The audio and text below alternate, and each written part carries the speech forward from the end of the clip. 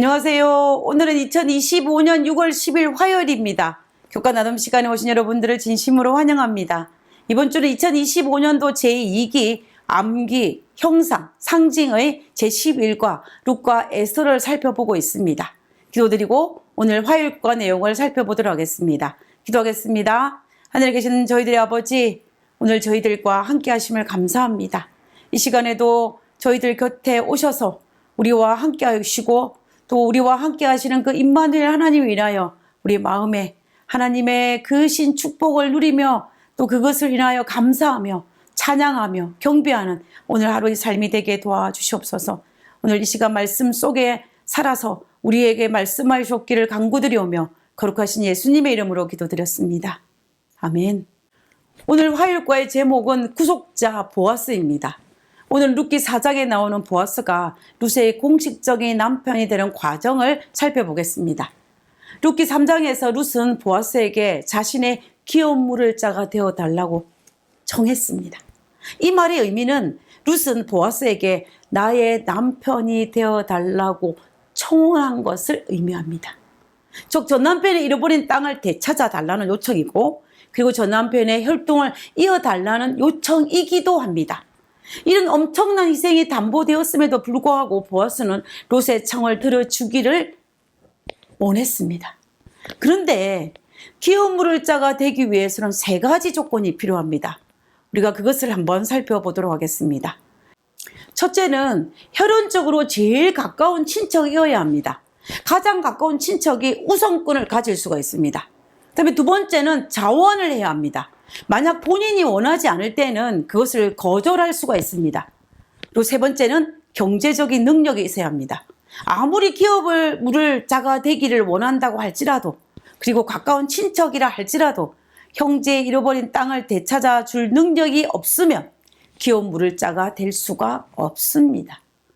이 3가지 조건을 보아스가 갖추어야만이 롯의 기업 물을 자가 될 수가 있습니다. 그런데 보아스는 이 3가지 조건에서 두 번째와 세 번째 조건은 이미 갖추었습니다. 그런데 문제는 첫 번째 조건입니다. 룻에게는 보아스보다 더 가까운 친척이 딱 한 명 있었습니다.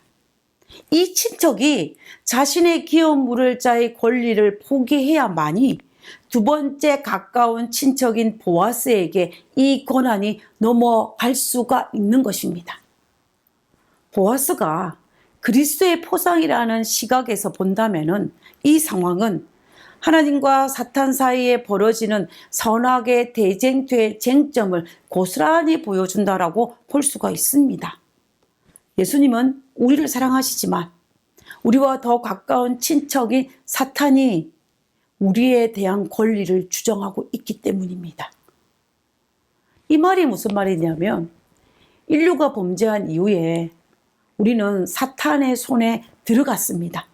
우리는 이 사실을 요한계시록 12장에 기록된 선악의 대쟁투 4단계 전쟁에서 우리는 그 사실을 확인할 수가 있습니다. 1단계 전쟁이었던 하늘에서 전쟁이 일어나 루스벨의 3분의 1 천사와 하늘에서 쫓겨났습니다. 그리고 그 이후에 원래 계획되어진 지구는 창조가 되었습니다. 그때 지구의 원주인 누구냐면은 창조주이신 하나님이시지만 지구의 대표권을 아담에게 주었습니다.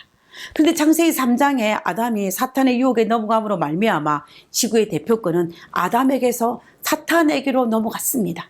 이 말은 아담의 후손인 우리에게 더 가까운 친족은 사탄이 되는 것입니다. 아담에게서 지구의 대표권을 빼앗은 사탄은 지구의 대표자의 자격으로 하늘 위에 참석하는 것을 볼 수가 있습니다. 우리는 이 사실을 욥기서 1장과 2장에서 확인할 수가 있는데요. 욥기서 1장 6절에 보면 하루는 하나님의 아들들이 와서 여호와 앞에 섰고 사탄도 그들 가운데 왔는지라. 2장 1절입니다. 또 하루는 하나님의 아들들이 와서 여호와 앞에 섰고 사단도 그들 가운데 와서 여호와 앞에 서니 라고 되어 있습니다. 우리 이것은 하늘 회의가 일어나는 장면입니다. 하늘 회의에 누가? 사탄이 지구의 대표자 자격으로 참석한 모습입니다. 아담이 참석해야 할 그 자리에 사탄이 참석한 것을 볼 수가 있습니다. 이때 하나님께서 사탄에게 물으셨습니다. 내가 어디서 왔느냐? 그때 사탄이 자신이 땅을 두루 여기저기 돌아다니다가 왔다라고 이야기합니다. 그러자 하나님께서 사탄이 이렇게 질문을 하셨습니다. 욥기 2장입니다. 여호와께 사탄에게 이르시되 내가 내 종 욥을 유의하여 보았느냐? 그와 같이 순전하고 정직하여 하나님을 경외하며 악에서 떠난 자가 세상에 없느니라. 네가 나를 격동하여 까닭없이 그를 치게 하였어도 그가 오히려 자기의 순전을 굳게 지켰느니라. 사탄이 여호와께 대답하여 가로되 가죽으로 가죽을 바꾸오니 사람이 그 모든 소유물로 자기의 생명을 바꾸올지라. 이제 주의 손을 펴사 그의 뼈와 살을 치소서. 그리하면 정령 대면하여 죽을 욕하리이다. 하나님께서 의로운 욥을 보았느냐라고 사탄에게 물으셨습니다. 이 말의 뜻은 뭐냐면 하나님께서는 욥은 하나님이 백성이라고 소유권을 주장하고 있는 것입니다. 근데 사탄이 뭐라고 이야기합니까? 하나님 말에 반박을 합니다. 하나님께서 욥에게 축복하시니 하나님을 따르는 것뿐이지 욥의 진짜 마음은 하나님에 속하지 않았다고 저하는 것입니다. 그 말의 의미는 뭐냐면 사탄은 욥이 나의 소유라는 것입니다. 사탄은 욥에 대해서 자기의 소유권을 주장하고 있는 것입니다.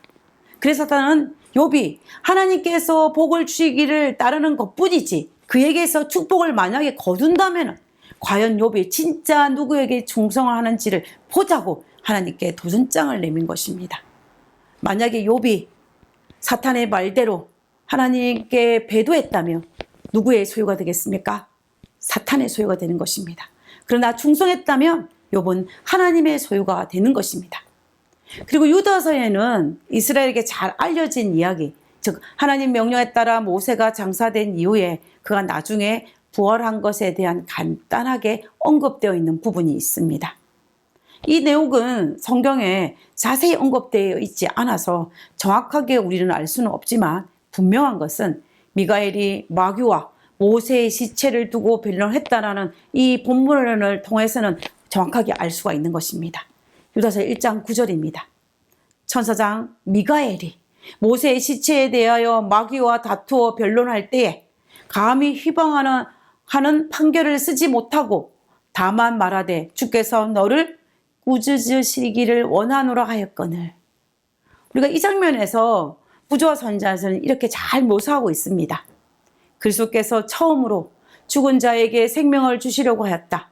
생명의 왕과 빛나는 천사들이 그 무덤에 접근할 때 사탄은 자기의 주권을 빼앗길까 봐 염려하였다. 사탄은 악한 천사들과 더불어 스스로 자신의 것이라고 주장한 영토의 침해에 대하여 항쟁할 태세를 갖추었다. 사탄은 하나님의 종이 자기의 포로가 되었다고 자랑하였다. 그럼 모세마저도 하나님의 율법을 지킬 수 없었으며 사탄이 하늘에서 추방당하게 한 죄, 곧 여호와께서 속한 영광을 스스로 취한 범죄를 모세도 저질렀기 때문에 자신의 지배 아래에 들어왔다고 선언하였다. 우리는 이 설명을 통하여서 사탄이 모세의 소유권이 자기에 있다라고 주장한 것을 볼 수가 있습니다. 그러나 예수님은 사탄의 주장을 반박하셨고 모세를 부활시키셨습니다. 예수님께서 변화산에 올라가셨을 때에 살아서 하늘에 올라간 엘리야와 함께 누구도 있었냐 하면 모세도 있었습니다. 마태복음 17장 3절입니다.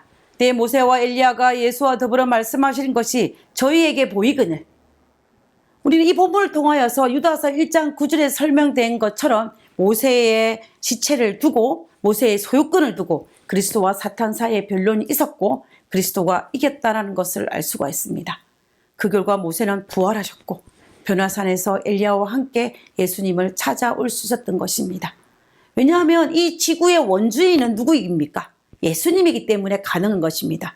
단 조건은 모세가 하나님께 순종해야만 모세는 하나님의 소유가 될 수가 있습니다.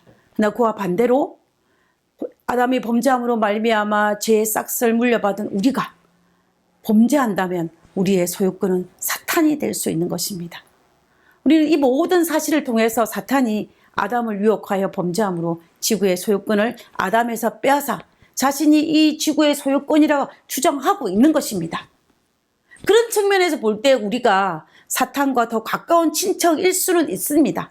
그러나 우리가 어떻게 하면요? 우리가 하나님을 우리의 개인의 구세주로 영접하기만 한다면 우리는 사탄의 소유가 아니라 하나님의 소유가 될 수 있는 것입니다. 하나님은 그런 우리를 위해서 어떻게 해요? 기어 물을 자 구속주 우리의 고엘이 되어신다라고 말씀하셨습니다. 그것이 되기 위해서는 어떤 희생을 치른 또 우리 예수님은 우리를 위해서 그렇게 할 마음이 있었습니다. 예수님은 이 땅에 내려오셔서 우리를 구원하기 위해서 우리가 비록 죄를 지었지만 그럼에도 불구하고 우리를 구속하기 위해서 이 땅에 내려오셨고 또 우리를 위해서 십자가에 달려 돌아가심으로 말미암아 우리의 구속주가 되었습니다. 영감의 교훈을 한번 읽어보도록 하겠습니다. 이 세상의 기초가 놓이기 이전에 하나님의 독생자이신 그리스도께서는 아담이 범죄하는 경우 이를 위해 구속자가 되시기로 친히 서약하셨다. 아담이 타락하게 되자 세상이 있기 이전부터 하늘 아버지의 영광의 참여자이셨던 주님께서는 당신의 왕의 제복과 왕갓을 벗어 놓으시고 베들레헴의 갓난 아기가 되셔서 아담이 걸려 넘어진 땅을 밟으시기 위하여 높으신 권자에서 내려오셔서 타락한 인류를 구속하여야 하셨다. 예수님은 어떤 희생을 치르더라도 우리의 기어 물을 자 구속자가 되기로 결심하셨습니다. 보아스가 타작하는 날 저녁에 루세에게 약속한 것처럼 말입니다. 보아스는 다음날 룻기 4장에 보면은 자신보다 더 가까운 친척으로 1순위인 기어 물을 자를 성문에 앉히고 장로 10인을 초청한 것을 볼 수가 있습니다. 성문은 마을에서 일어나는 모든 송사를 해결하는 곳으로서 일종의 재판장이라고 볼 수가 있습니다. 마을의 재판장이 성문에 나오미의 기어 물을 자에 대한 그 문제를 가지고 모인 것입니다. 보아스가 나오미의 기어 물을 자에게 이렇게 이야기합니다. 룻기서 4장 3절과 6절에 있는 말씀입니다. 보아스가 그 기어 물을 자에게 이르되 모압 지방에서 돌아온 나오미가 우리 형제 엘리멜렉의 소유지를 관할함으로 내가 여기 앉은 자들과 내 백성의 장로들 앞에서 그것을 사라고 내게 고하여 알게 하려 하였노라. 내가 물으려면 물으려니와 내가 물으지 아니하려거든 내게 고하여 알게 하라. 내 다음은 나요 그 외에는 물을 자가 없느니라. 그가 가로되 내가 물으리라. 처음에는 자신이 나오미의 기업 물을 자가 되겠다라고 합니다. 그러나 보아스가 기업 물을 자가 어떤 의무를 이행해야 되는지를 언급합니다. 5절에 보면 보아스가 가로되 내가 나오미의 손에서 그 밭을 사는 날에 곧 죽은 자의 아내 모압 여인 롯에게서 사서 그 죽은 자의 기업을 그 이름으로 잊게 하여야 할지니라. 그 기업 물을 자가 가로되 나는 내 기업에 손해가 있을까요? 나를 위하여 물으지 못하노니 나의 물을 권리를 내가 취하라.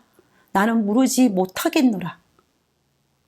전 남편 아비멜렉의 땅을 사서 돌려주어야만 하고 아들을 낳아서 아비멜렉의 혈통을 이어줘야 함을 이야기하는 것입니다.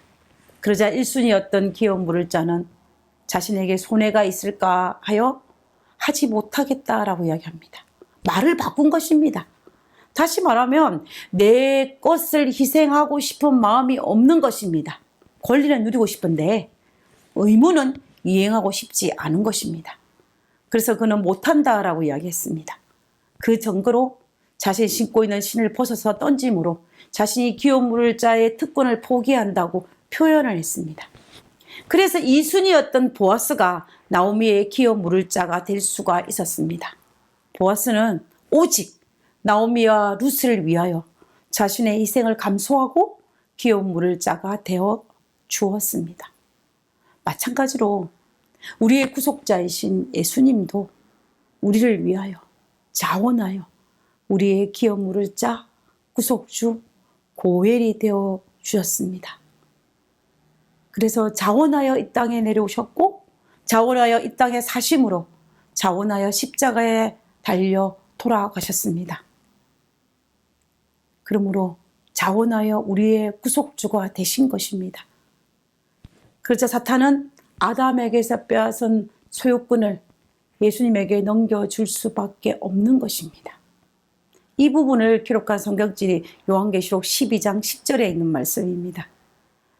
내가 또 들으니 하늘에 큰 음성이 있어 가로되 이제 우리 하나님의 구원과 능력과 나라와 또 그의 그리스도의 권세가 이루었으니 우리 형제들을 참소하던 자 곧 우리 하나님 앞에서 밤낮 참소하던 자가 쫓겨나고, 이것은 계시록 12장에 기록된 선악의 대쟁투의 두 번째 단계의 결과입니다. 십자가 사건 이후에 온 우주 앞에 사탄의 죄가 명명백백하게 드러남으로 말미암아 하늘에서 쫓겨난 것을 설명하고 있는 부분입니다. 그러므로 사탄은 지구의 대표권을 예수님에게 넘겨줄 수밖에 없었습니다. 그러므로 예수님은 공식적으로 우리의 구속주가 될 수 있습니다. 마치 보아스가 마을 문에서 공식적으로 기업 물을 자의 권리를 얻은 것처럼 우리의 친족 예수님은 우리의 권리를 회복하고 우리를 가족으로 맞아줄 수 있는 분이십니다. 우리의 고엘은 바로 예수님입니다. 우리는 그분의 형제요, 그분의 자녀입니다. 이미 십자가에서 이루어 놓으신 것입니다. 우리는 그 사실을 믿고 우리는 그 사실을 인하여 기뻐할 수밖에 없습니다. 그러므로 우리는 더 이상 우리가 하나님의 자녀인지 하나님의 아들인지에 대해서 의심할 필요가 전혀 없다라는 것입니다. 이미 이루어 놓으신 것이기 때문에 우리는 단지 그것을 믿고 그 안에서 평안과 화평을 누리기만 하면 되는 것입니다. 이것이 그리스도의 특권입니다. 하나님의 아들이 누릴 수 있는 평안을 누리는 것이 하나님을 기쁘게 할 수 있는 우리의 의무이자 특권이기도 하다는 것입니다. 그러므로 우리 모두는 하나님의 아들로서 누릴 수 있는 평안과 화평을 누릴 수 있는 우리 모두가 되기를 간절히 바라면서 오늘 교과를 마치도록 하겠습니다. 기도하고 마치겠습니다. 우리를 죄의 나라에서 하나님의 나라로 옮기신 사랑에 감사합니다. 어찌할 수 없는 죄인을 건지신 예수님의 놀라운 희생을 찬양합니다. 지금도 세계 곳곳에 속박 가운데 있는 소중한 사람들에게 해방의 은혜가 전해지도록 도와주옵소서.